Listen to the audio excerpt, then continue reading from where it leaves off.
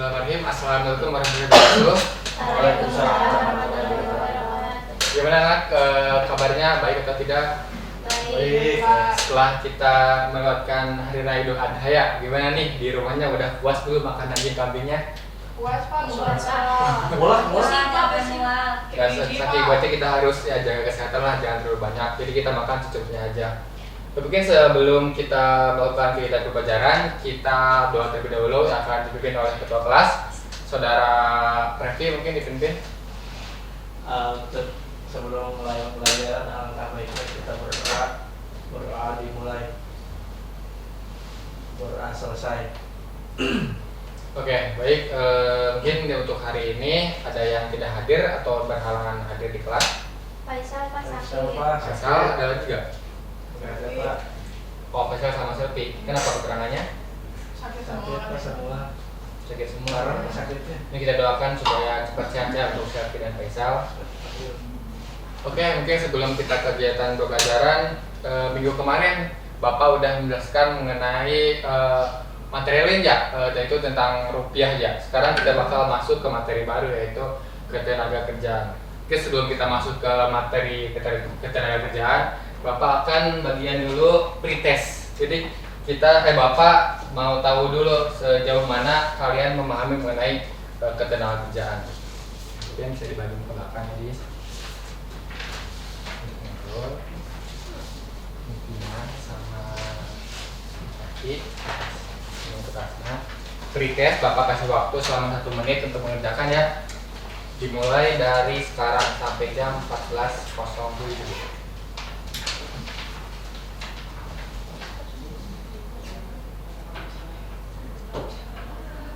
Sebenarnya Nulis apa Pak?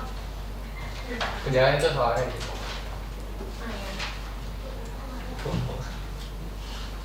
Waktunya 30 detik lagi.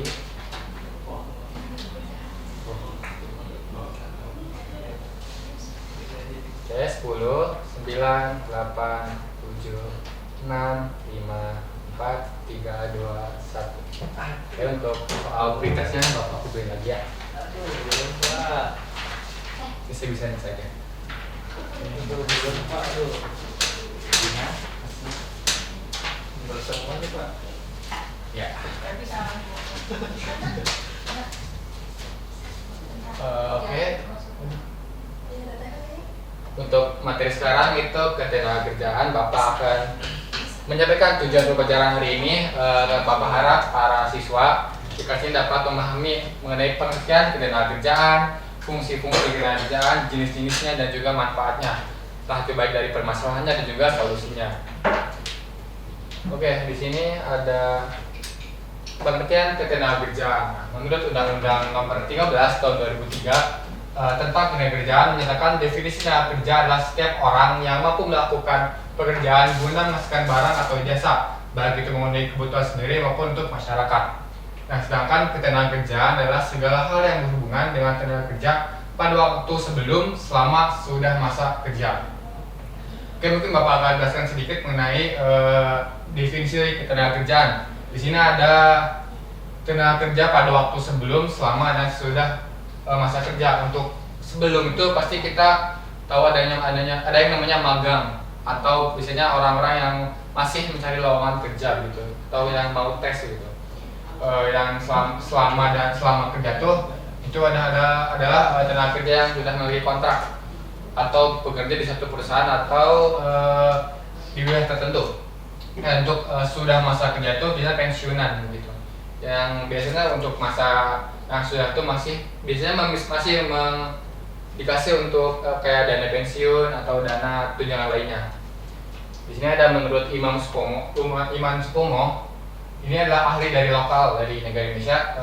Beliau menyatakan perburuhan atau ketenaga kerjaan adalah suatu himpunan baik tertulis maupun tidak tertulis yang berkenaan dengan kejadian saat seorang bekerja pada orang lain dengan menerima upah begitu. Ini ada jenis tenaga kerja. Yang pertama ada berdasarkan sifat kerjanya, tenaga kerja jasmani, dan juga tenaga kerja rohani. Mungkin untuk tenaga kerja jasmani bisa dibacakan oleh saudara Asna. tenaga kerja jasmani yaitu tenaga kerja yang kegiatannya lebih banyak mengandalkan tenaga fisik dalam melaksanakan proses produksi, diantaranya adalah sopir dan montir. Oke, dapat dipahami untuk jasmani. Bisa. Untuk tenaga kerja rohani bisa dibacakan oleh Vina. Tenaga kerja rohani, tenaga kerja yang melakukan pekerjaannya lebih banyak menggunakan proses pemikiran, gagasan atau ide yang bersifat produktif seperti manajer, direktur, dan konsultan. Oke, dari kedua ini dapat dibedakan ya, apa perbedaannya begitu. Selanjutnya ada berdasarkan keahliannya. Ini ada 3, tenaga kerja terdidik atau skilled labor. Tenaga kerja yang memerlukan keahlian atau kemahiran pada suatu bidang melalui sekolah atau pendidikan. Misalnya dokter, hakim, pengacara, guru, akuntan, insinyur, dan dosen atau polisi. Yang kedua ada tenaga kerja terlatih atau trained labor. Tenaga kerja yang memerlukan latihan dan pengalaman kerja, misalnya tukang masak koki, supir, pelayan toko, montir, penjahit, dan lain-lain. Yang ketiga ada tenaga kerja tidak terdidik dan tidak terlatih atau skilled labor.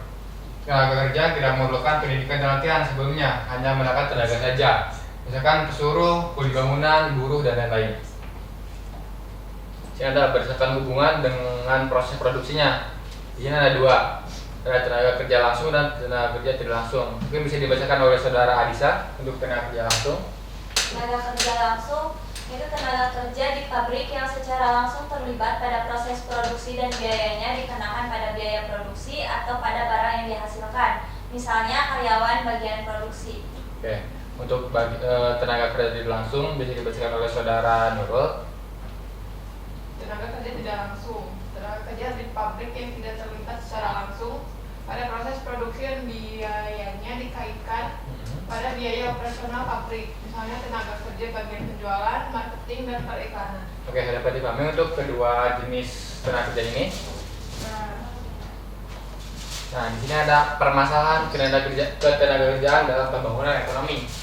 Yang pertama, tingkat pengangguran yang tinggi. Indonesia itu mungkin merupakan negara yang tingkat penganggurannya paling tinggi di Asia. Kenapa? Ada yang bisa disebutkan alasannya? Revi? Karena lapangan pekerjaan yang ada di Indonesia tidak mencukupi pengangguran yang ada. Oke, betul sekali. Karena tadi masyarakat yang padat, yang terus bertambah, sedangkan lapangan kerja segitu aja. Jadi tingkat pengangguran juga tinggi. Yang kedua ada jumlah angkatan kerja yang tinggi. Ya tadi kayak masyarakatnya padat, kayak di kota juga udah sumpah gitu kan.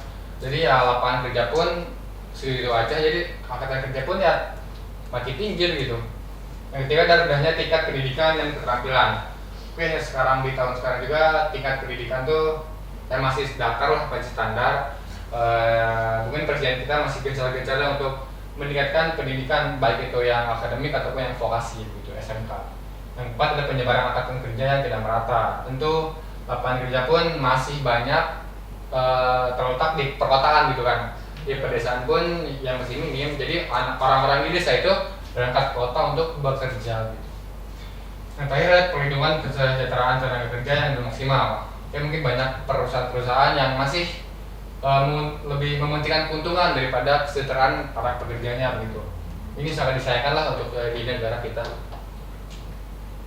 Oke, di sini ada sedikit cuplikan video. Mohon disimak ya, nanti bakal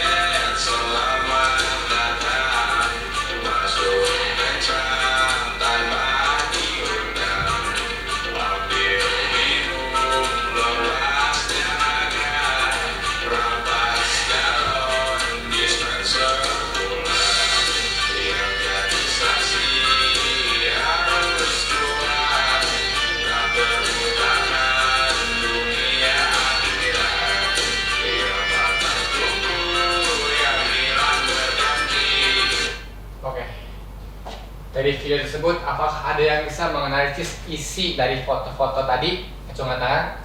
Bapak ada hadiah. Ya, Hasna. Kalau yang saya lihat itu kan yang gambar pertama itu kan banyak yang di PHK ya Pak dari perusahaan. Terus pas gambar terakhir itu kayak pendidikan itu malah kalah sama yang kreativitas gitu. Jadi karena kan zaman sekarang itu kan teknologi sudah canggih ya Pak. Jadi mungkin pabrik juga tuh sudah menggunakan mesin gitu. Jadi menggunakan tenaga manusia juga jarang gitu. Terus makanya gimana caranya kita itu melakukan kreativitas agar menghasilkan suatu hasil yang bagus gitu. Jadi nggak takut buat di PHK gitu. Oke, baik, terima kasih Asna. Ini ada Bapak ada hadiah, sebuah buku mungkin untuk dibaca di rumah ya. Oke, di sini kita tadi dari terkait ada permasalahan ketenaga kerjaan. Di sini ada upaya untuk mengatasi masalah ketenaga kerjaan. Yang pertama ada meningkatkan kompetensi dan produktivitas tenaga kerja. Yang kedua ada pemerintahan harus membuka lapangan kerja sebanyak mungkin untuk dapat menampung tenaga kerja yang semakin meningkat. Itu tadi kata Revi ya, dan juga Asna mengenai lapangan kerjaan. Ketiga ada mendorong tumbuh perkembangan usaha-usaha mandiri atau industri rumah tangga. Keempat, pemerintahan harus menerapkan kebijakan upah yang adil sehingga dapat meningkatkan kesejahteraan perekonomian tenaga kerja di Indonesia. Yang terakhir ada meningkatkan perlindungan tenaga kerja seperti pemerintah harus meningkatkan perlindungan tenaga kerja seperti penerapan norma kerja dan jaminan sosial tenaga kerja. Oke, mungkin sekian materi untuk ketenaga kerjaan. Sekarang untuk model pembelajaran Bapak akan menggunakan model debat seperti yang minggu kemarin. Jadi untuk pembagian kelompok ada tim pro dan juga tim kontra. Untuk tim pro sendiri mungkin Bapak akan pilih di sini ada tim pro dari sebelah kanan. Anggotanya ada Asna, Vina dan juga Revi, dan tim kontra ada Adisa, Cici dan juga Nurul. Untuk nextnya nanti di sini Bapak akan kasih mosi debat mengenai temanya ketenagakerjaan. Nanti kalian berdiskusi dulu untuk menyusun argumen mengenai pro dan kontranya. Di sini ada mosinya. Oke, mosi debatnya adalah pekerja asing harus dibatasi untuk melindungi lapangan kerja bagi pekerja lokal di Indonesia. Oke, untuk tim pro dan tim kontra untuk berdiskusi mengenai argumen terkuatnya. Nah, untuk petunjuknya, tim pro, pembatasan tenaga kerja asing dapat meningkatkan kesempatan kerja bagi tenaga kerja lokal dan mengurangi tingkat pengangguran. Itu untuk rujukannya. Dan untuk tim kontra, tenaga kerja asing meningkatkan membawa keterampilan dan keahlian yang dibutuhkan untuk meningkatkan produktivitas dan daya saing industri di Indonesia. Oke, untuk penyusunan argumen, Bapak kasih waktu selama 2 menit. Silakan untuk nyusun argumennya masing-masing. Oke, selagi kalian menyusun, Bapak akan jelaskan sedikit mengenai teknisnya. Nanti untuk pembicara pertama dikasih waktu selama 30 detik untuk menyampaikan argumennya. Baik itu pembicara kedua dan juga ketiga. Untuk interupsi sendiri nanti dikasih waktu 15 detik.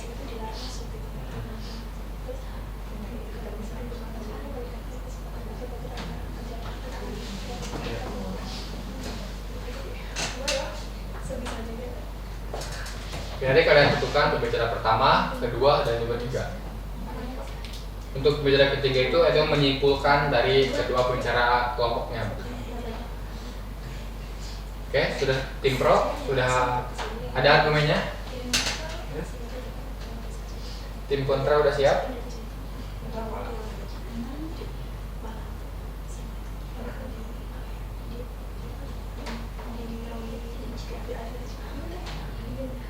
Waktunya 30 detik lagi.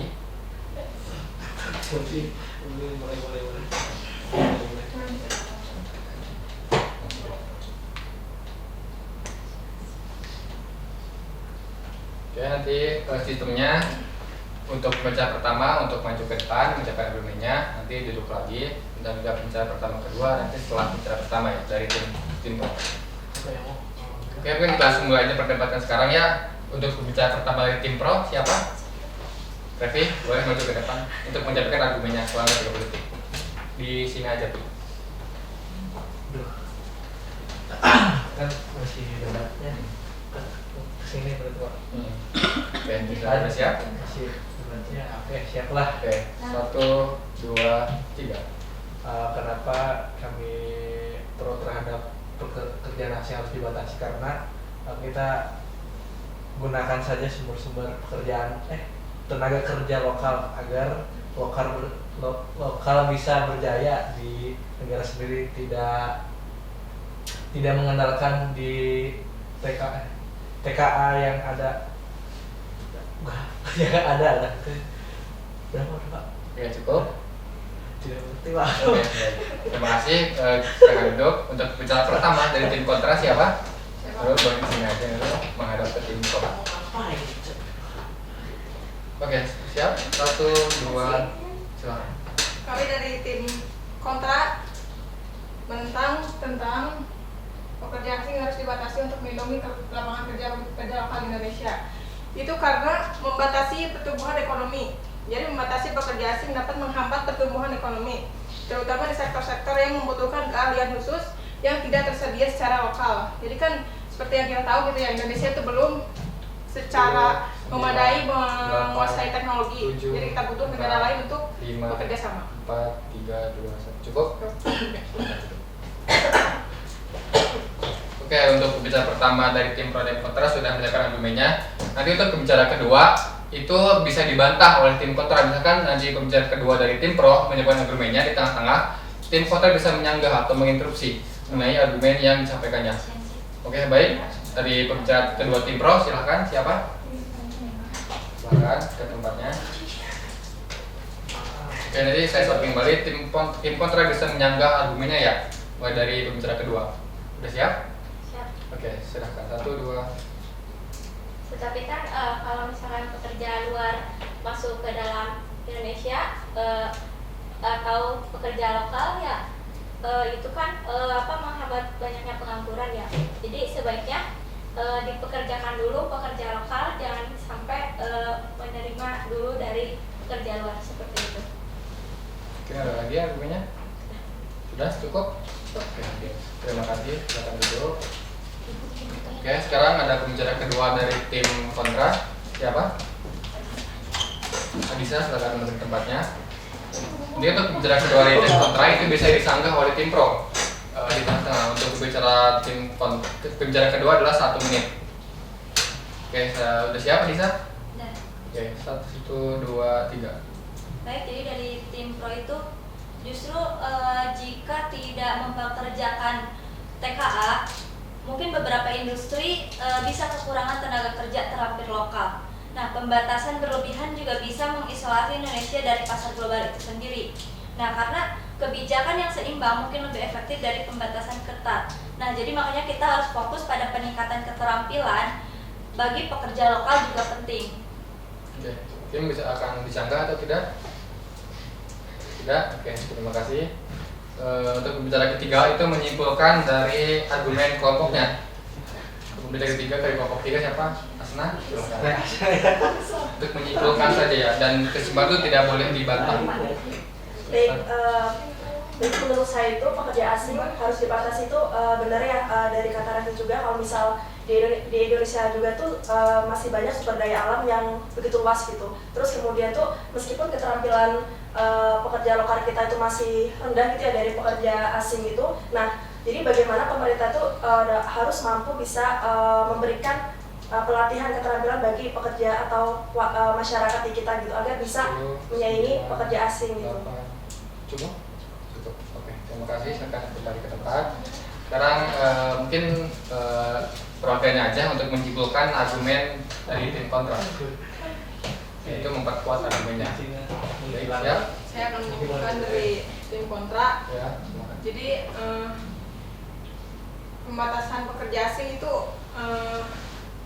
bisa mengurangi efisiensi perusahaan, mungkin dipaksa untuk mempekerjakan pekerja yang kurang terampil atau berpengalaman jika mereka tidak dapat mempekerjakan pekerja asing. Hal ini dapat menurunkan produktivitas dan efisiensi. Dan juga kalau misalkan suatu negara itu kan butuh kayak semacam pengakuan gitu ya. Jadi biar negara lain itu melihat kita potensi apa yang dimiliki, biar mereka juga bisa berinvestasi di negara kita agar lebih maju. Cukup? Oke, terima kasih. Oke, mungkin dari mosi debat yang Bapak kasihkan, kalian masih bingung akan mosinya ya? Dari tim pro maupun tim kontra, jadi belum ada argumen yang kuat yang bisa dibantah dari setiap kelompoknya. Mungkin ini sebagai pembelajaran saja, mungkin untuk kedepannya bisa lebih mendalami lagi mengenai isu-isu atau mosi yang Bapak akan kasih gitu. Oke, mungkin cukup sekian. Belum.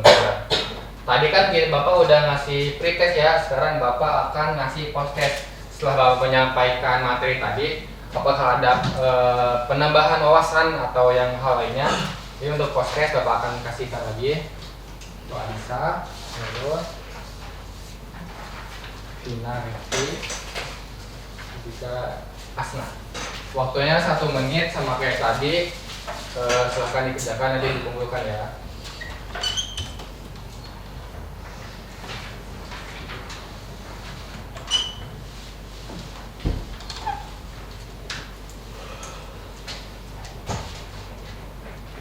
Oke, untuk Cici, silakan isi post-testnya.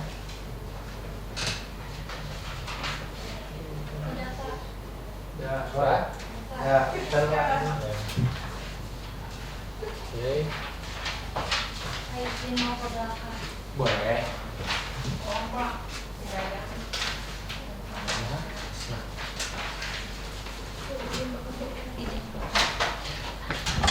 Oke, mungkin terima kasih kalian sudah mengisi pretest dan post-test dan juga memperhatikan materi dan juga mengikuti sesi debat tadi.